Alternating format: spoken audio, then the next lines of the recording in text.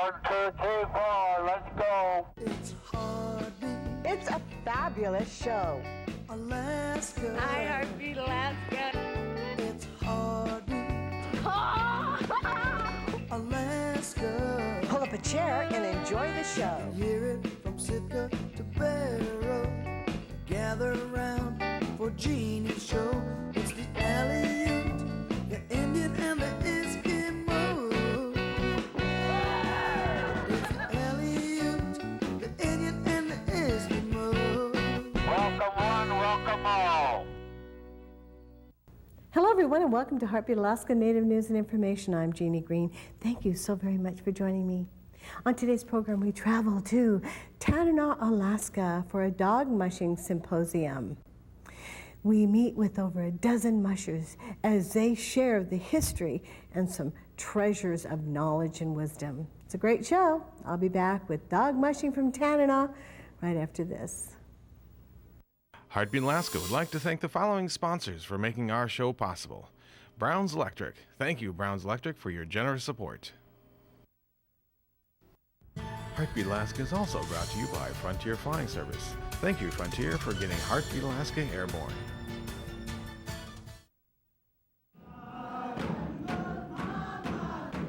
Heartbeat Alaska would like to thank Cognac Incorporated. Without their support, this show would not be possible. Heartbeat Alaska is also brought to you by Comtech Business Systems Incorporated and by the Manilac Association, providing health and social services to residents of Northwest Alaska for over 30 years. Welcome back. Over the years, dog mushing has changed from a necessity to a sport. We've gone from the trap line to the starting line. Join me now as we travel to Tanana, Alaska, and learn about this timeless tradition.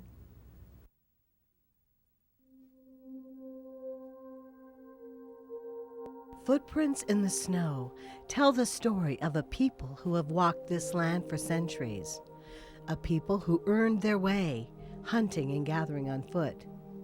But as we follow these footprints through time, they suddenly end, and a new print begins.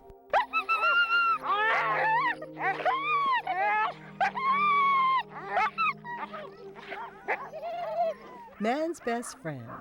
It's a title that our four-legged friends have earned over the years. It's hard to imagine how dogs have changed our lives so drastically, but the truth is they have.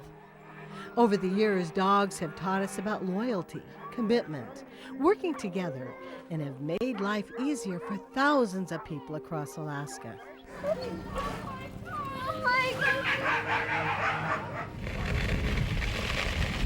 Their strength and endurance have helped Alaska Natives not only provide for their families, but has allowed us to travel great distances in less time.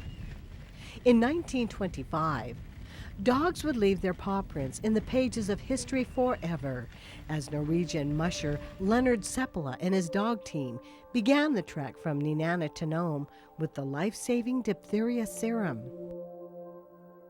Today, however, dog teams are no longer used for hauling wood, gathering, or hunting. The snow machine has replaced dog teams for traveling purposes, and dogs have taken on a new role. Sprint and distance racing have become the specialties of today's dogs. The dogs are bred for speed and endurance. Alaskan Huskies have been crossbred with European dogs, and today's Eurohounds have become the dog of choice. Raising dogs and running teams is no easy task. It's a lifelong commitment that requires dedication and long hours. Every day, mushers must feed the dogs, run the dogs, and train the teams to work together. It takes years of experience to raise and run dogs, experience for which there is no substitute. We've always been a really into dog mushing here in Tanana, and it's really important for us to keep this tradition alive here. And that's why the community of Tanana recently held their first Dog Mushers Symposium as a way to learn about the art of raising and running dogs from some of the world's top professionals. Some of these veterans have been driving dog teams long before dog mushing was a sport. For several of these mushers, driving dogs was a way of life. A lot of people try to go out and live subsistence by, having a generator and having this or all this new stuff. And to me, the way to do it is get to the basic, the core, what's worked for the people here for hundreds and hundreds of years. And the fish, the dogs, and that, what we call the old-time stuff, that stuff has such a firm foundation that it'll work. It worked then, it'll work now. But you got to give up all the you got to give up all the other stuff. But that's pretty much where the dogs came in with me. They feel that anyway, it wasn't a gap. It was what I just had to have the dogs to make everything work. I used to haul all my firewood with dogs. I did my trapping with dogs. I even drug the logs up to build my home with dogs. So the dogs were a integral part of my whole lifestyle. We utilize the dogs year-round. Summertime, we have them pull a rowboat on the beach. Like my dad and I, he didn't have money to buy a outboard motor, so he had to utilize the dogs to pull 10 bales of fish at a time from 10 miles below Kayakuk, and it takes about 4 hours. The dogs are hooked up on the harness, and the rope is tied in the middle of the boat, and my dad would just steer the boat. And when they get up to the cotton caving area, the dogs would go in the water, and he would just say, "Ha," and "Gee," and they would swim around the snags.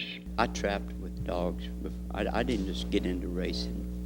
I trapped with dogs quite a few years before I ever raced. My reason for having dogs wasn't for racing. I thought racers were sort of nuts. I'd heard about George Attla and I read his story, and I knew he was nuts. So I didn't want nothing to do with that racing part. I hope George heard that. The thing that was going through in my mind when I ran the Iditarod was, I must be crazy, And I really didn't, after it was over, I thought, it wasn't that bad, So I tried it again, and that's when I really found out I was crazy then. Crazy or not, these mushers have been raising and running dogs for a large part of their lives, and there's one thing that holds true for all of them. They love it. If you raise some dogs and raise some pups, and one of them becomes a leader and is obedient and start doing what you want it to do, man, it grabs a hold of you, The dog mushing grabs a hold of you, and you get caught into it. And 40 years down the road, you're still playing around with the son of guns, And that's what happened to me. 40 years later, I'm still behind those dogs. From this table came a wealth of knowledge that's not available anywhere else. These dog mushers share trade secrets on breeding dogs, how to care for dogs, the different styles of harnesses used throughout the years, to the types of sleds used over the decades. European mushers started coming to Alaska and running in our races, and they started beating us by minutes and minutes and seconds. And they're using these all newfangled sleds made out of fiberglass, and they look like real cross-country skis on the bottoms of them, and they're brightly colored, and they're light. And these new sleds were beating us 7 seconds a mile that they were gaining time with our traditional wood sleds. And in some corners, they might cut off 20 seconds. And we're thinking 7 seconds a mile, and they're only beating us by 20 or 25 seconds overall in a race. Now these new sleds, they're, because of the flexibility that's wanted in the sled, we done away with all of that. And the sleds I'm building now are completely built out of just using bolts and plastic and some snow machine parts in there. And you know, that's just the design we got to come up with if we want to be competitive, you know, in the market, in the world market on dog sleds. Years ago, all the dog sleds and stuff was all, especially native-made sleds were made with that babish. What you do is you put it in water and you soak it, and when it gets real limber, then you put it on your sled, and as it dries, it tightens up. It goes back to like it is there right now. Usually what we used to do, I've done some with a friend of mine named Jake Butler.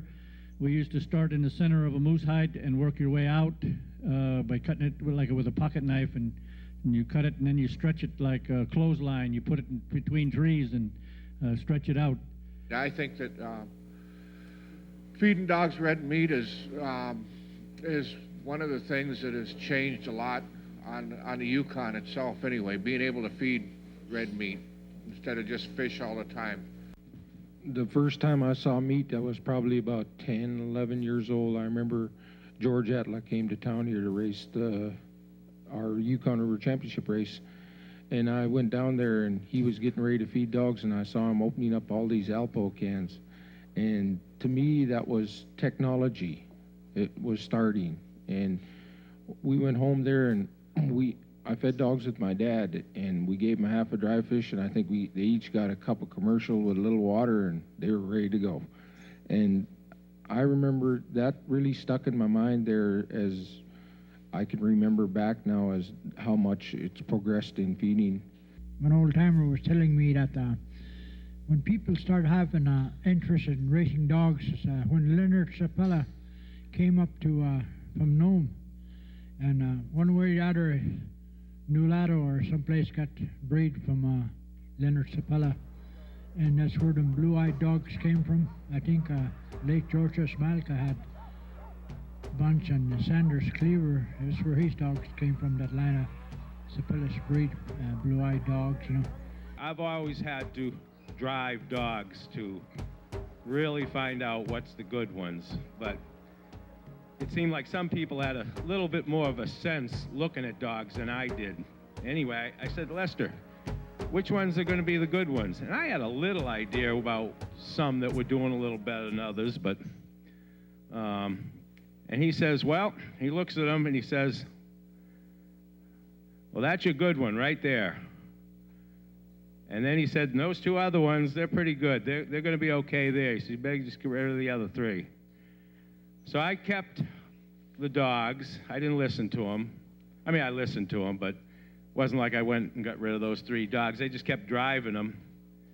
And sure enough, in the end, when it was all said and done, months later, I got rid of those three dogs, and I kept those two okay dogs because they were pretty good. And that other one was probably one of the 2 or 3 best dogs I've ever had. And so I'd just like to ask Lester right now, partially because I'd like to kind of hear him talk about it, and partially because I'd like to hear him get up here and say something. I'd like to know what he sees when he's looking at these darn dogs. Well, I can see it. I can see a lot of things that people can't, you know.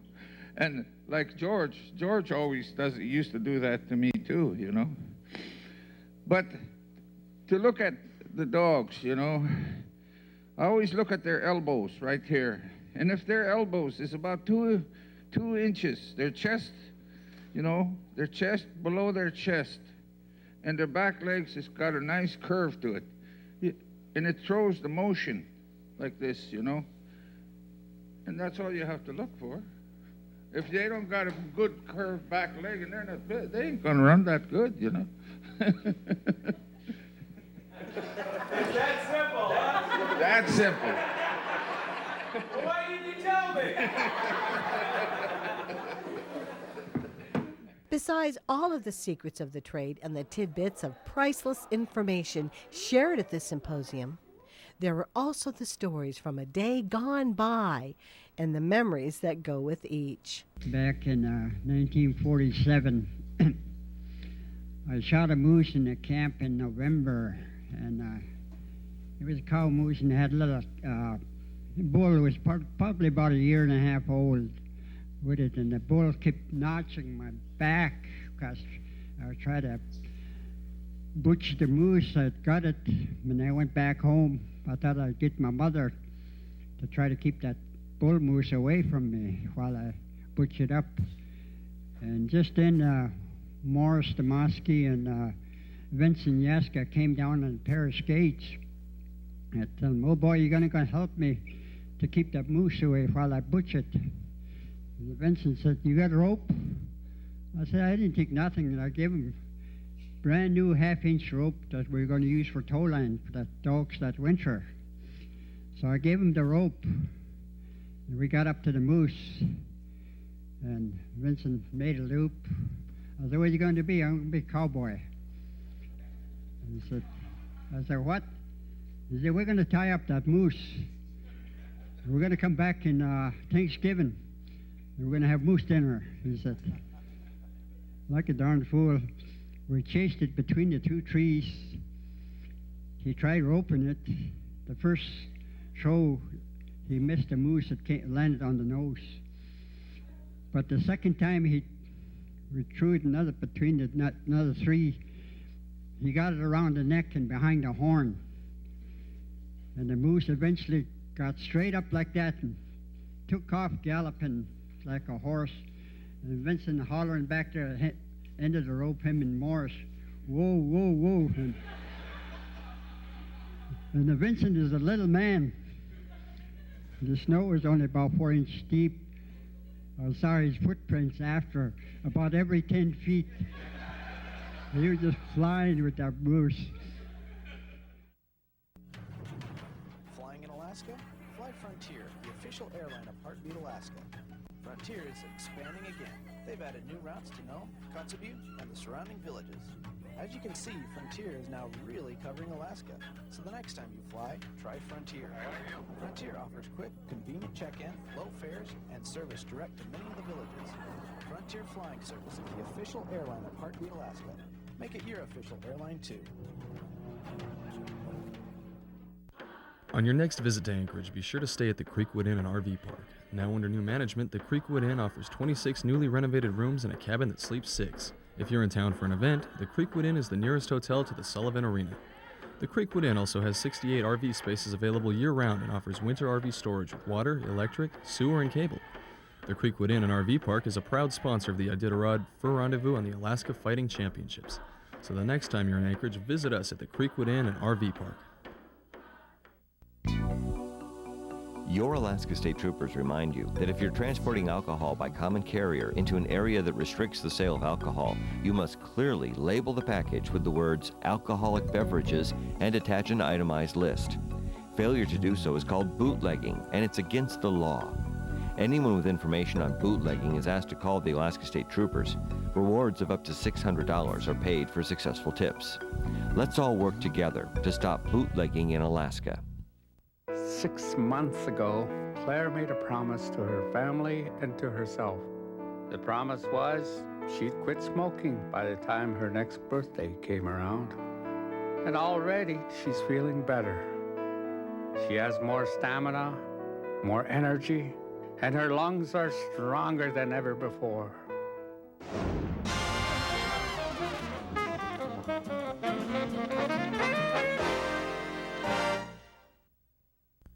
It's tax season, and living in rural Alaska means that it could take weeks, even months, to get your tax returns in the mail. It's always 2 weeks, sometimes 6 to 8 weeks if I remember correct. Let Liberty Tax take away the worry and the wait. Simply pick up the phone and call toll-free 1-866-563-2700.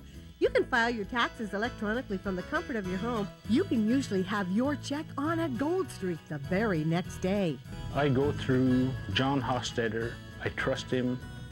I think I've got more on my returns with him than I would by myself. Liberty Tax guarantees the largest refunds at a smaller price and can often put money in your pocket the very same day. Quick and easy for me. So don't wait around for your tax returns in the mail. Give Liberty Tax a call. Liberty Tax, specializing in rural Alaska. Fast, friendly, trustworthy. That's how I feel with them. John's good people.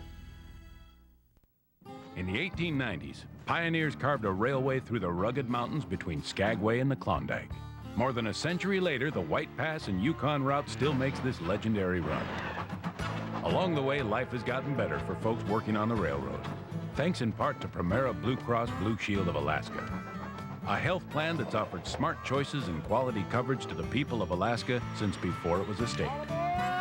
Primera Blue Cross Blue Shield of Alaska. We're here. We're with you. It's the Aleut, the Indian and the Eskimo. It's the Aleut, the Indian and the Eskimo. Welcome one, welcome all. The relationship between man and dog has been one of respect. They have managed to coexist forever by taking care of each other. Dogs have played an integral role in the history of Alaska Native people, a thread that is weaved through the centuries. But more than that, they have helped us to provide for our families and communities. They're our protectors, our overseers, and have helped us to stay in good physical condition. We were dependent on them, and as well as they were dependent on us. I remember coming down as a kid from Crosstag. We were traveling, and all of a sudden, our lead dog just took us way around. And Grandpa said, "What's going on with that dog?" And Grandma said, in our native tongue, there must be a water hole there. And that dog sensed that there was running water. There was a big water hole underneath the snow, and just took that lead dog just took the team right around it.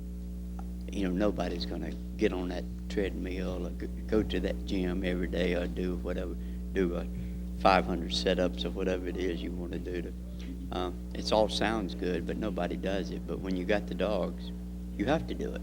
You know, it ain't like it don't take much discipline. You know, you got to run them, and so you got to be out there doing it. And it's a motivation to keep you really active. I'm 71 years old now, and I keep dogs for other reasons. I think probably some of the same reasons that the rest of the guests here keep dogs for. You know, it's a lifestyle, and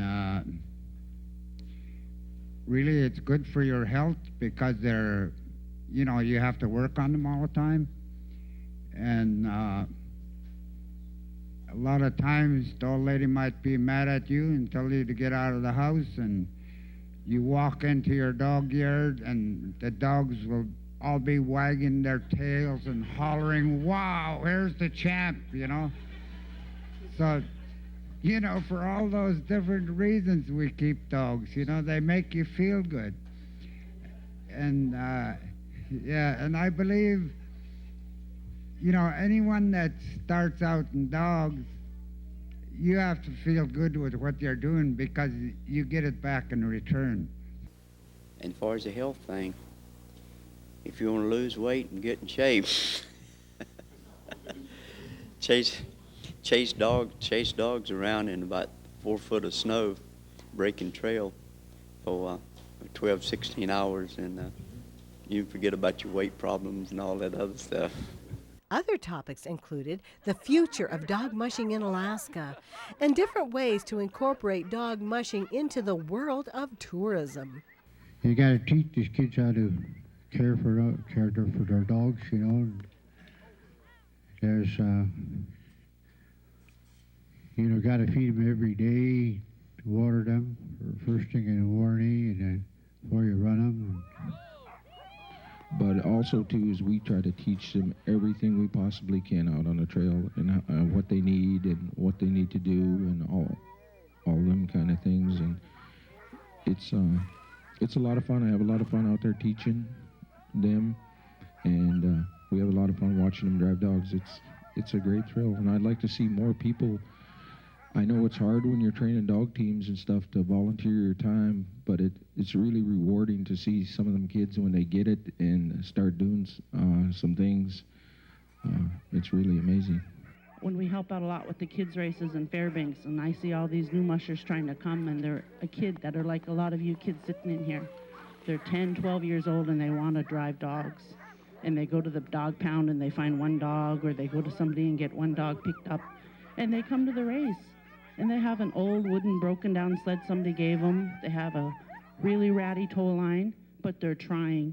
And then they have to have one parent at least to take them to that dog race.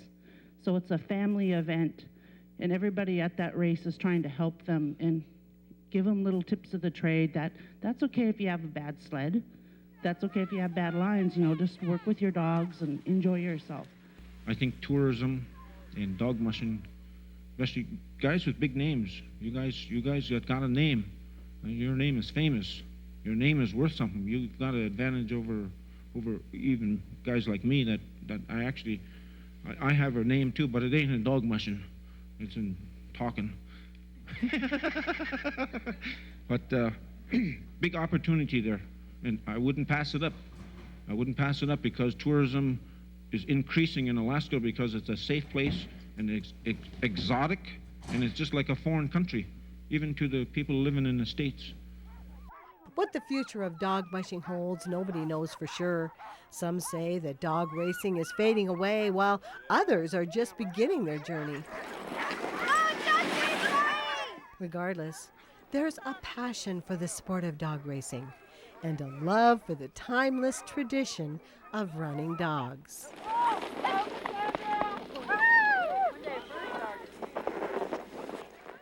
Thank you, everyone, for joining me for Heartbeat Alaska Native News and Information. This time of year, dog mushing is happening all around the state of Alaska. These guys are so tough and so ready to share their information. This is a great show. I hope you tune in. I'm Jeannie Green. God bless every single one of you, and we'll see you again next week.